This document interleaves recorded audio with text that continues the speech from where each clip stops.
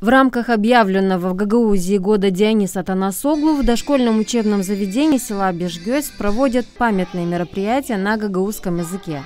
Конец марта, начало апреля мы проводим такие основные мероприятия, как «Масал Масалансын», скажем, «Сказка за сказкой», где дети, начиная уже со второй младшей группы, готовят инсценировочки, сказки, и они их показывают по группам, друг другу показывают. Это очень интересное мероприятие, нравится и артистам, детям, актерам, детям, и детям-зрителям. К столетию со дня рождения Диониса Танасоглу воспитатели и дети провели конкурс по его произведениям.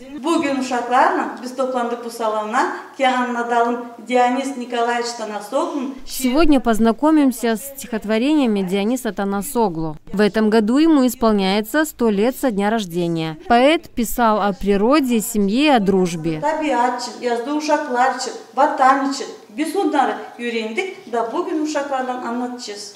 Dionис Tanasoglu büyüyecek, büyüyecek, gel bana, bir laf söyleyeceğim sana. Yapacağım ben bir gevcek, sen taşı bana kumacağız. Gün işirir, güzel sıvaklan, açmara yaprak dizir. Açtı çiçek, surada meyve düzer.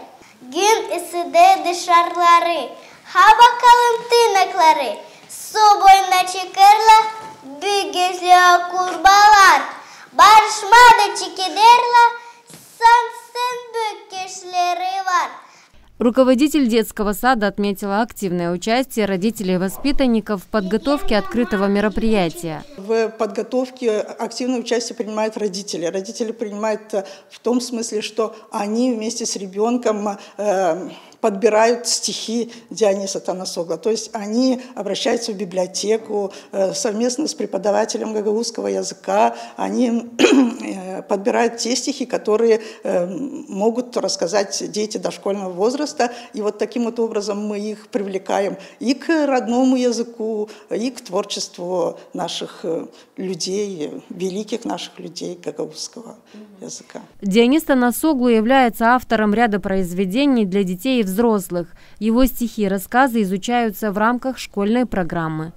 Светлана Димитрогла, Григорий Ставилов, Мария Казаку. Новости ГРТ.